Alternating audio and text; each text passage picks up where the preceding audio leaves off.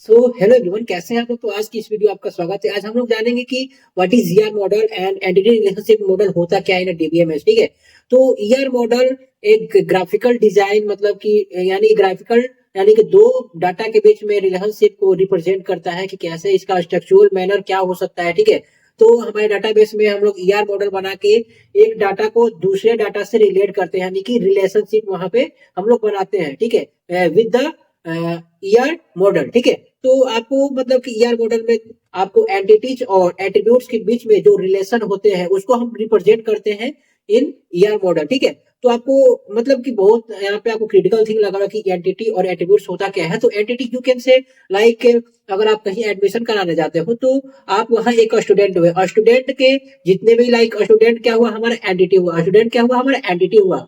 और उसके जितने भी डिराइव फर्दर डिटेल्स है, you can say like his name and his date of birth and you can say his number and anything else। okay, यानी कि जितने भी तुम्हारे स्टूडेंट के जितने भी डिटेल्स होंगे वो क्या हुए, एट्रीब्यूट। स्टूडेंट्स क्या हुआ, वो एक एंटिटी हुआ। ठीक है, तो यहाँ पे एक नॉर्मल थिंग लेना है कि कोई भी चीज यानी कि यू कैन से लिखे इंडिया क्या हुआ, हमारा एंटिटी, और उसके जितने भी डिवाइड फर्दर जितने भी स्टेट है वो हमारे क्या हो गए, एट्रीब्यूट हो गए। इंडिया हो गए एंटिटी एंड जो हमारे स्टेट हो गए क्या हो गए, एट्रीब्यूट हो गए। ठीक है, तो यहाँ पे आपको सीधे तरीके से आपको दिख रहा है entities are describe by a set of attributes, मैंने जो आपको बताया। ठीक है, यानी कि एंटिटी जो है, एंटिटी से फर्दर डिवाइड होके बनते हैं क्या, एट्रीब्यूट्स।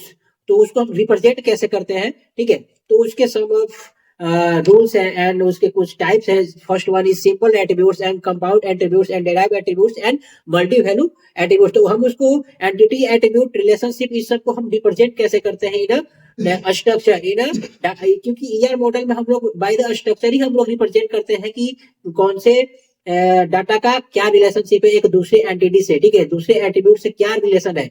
तो हमारा जो एंटिटी है रिप्रेजेंट होता है स्क्वायर टाइप से। ठीक है, कैसे रिप्रेजेंट होता है हमारे स्ट्रक्चरल डाटा में, कैसे हम इसको रिप्रेजेंट कर सकते हैं इन ईआर मॉडल। तो हम उसको स्क्वायर टाइप से हम रिप्रेजेंट करेंगे, एट्रीब्यूट्स को ओवल आकार से हम रिप्रेजेंट करेंगे। एंड रिलेशनशिप यानी कि एंटिटी और दूसरे एंटिटी यानी कि स्टूडेंट हुआ एक। ठीक है, ये फर्स्ट एंटिटी हुआ और जो टीचर हुए वो सेकंड एंटिटी हो गए। ठीक है, तो ये दोनों के बीच में जो हमारा रिलेशनशिप का जो रिप्रेजेंट आप सीधे नहीं कर सकते हो, तो सीधे लाइन उसको नहीं कर सकते हो।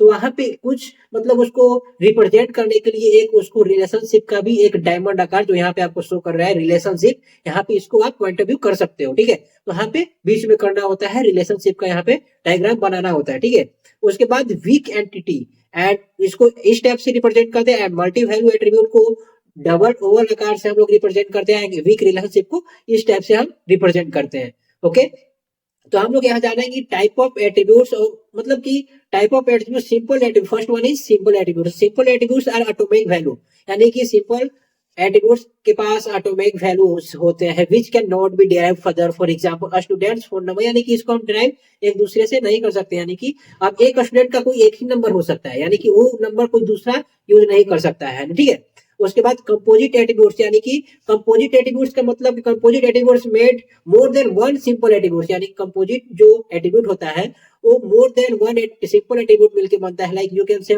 फर्स्ट नेम क्या हुआ, first name is simple attribute, first name क्या हुआ, simple attribute, and last name क्या हुआ, दोनों अलग अलग एट्रीब्यूट है, दोनों को मतलब कि दोनों को मिला के क्या बनता है, composite attributes.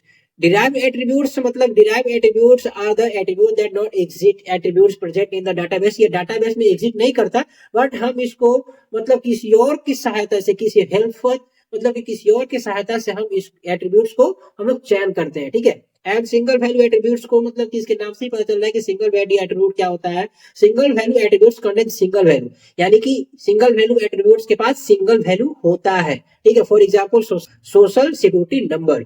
And multi value attributes के नाम से पता चलता है कि he has a multi value attributes, यानी कि he has more than one values attributes। okay, you can say like email and email address and number his number, you can say anything।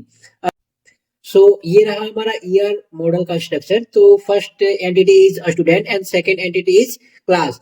तो ये दोनों के बीच में ये और इस दोनों एंटिटी के बीच में जो आपको सिंबल दिख रहा है क्या है, ये डायमंड टाइप का सिंबल है। तो ये क्या चीज को रिप्रेजेंट करता है, ये रिलेशनशिप को रिप्रेजेंट करता है कि इस एंटिटी और इस एंटिटी के बीच में क्या रिलेशन है। ठीक है, ठीक है, तो ये दोनों को मतलब ये रिलेशनशिप को रिप्रेजेंट करने के लिए हम लोग क्या करते हैं, डायमंड का हम लोग यूज करते हैं। और ये हमारे स्टूडेंट के 5 एट्रीब्यूट्स है।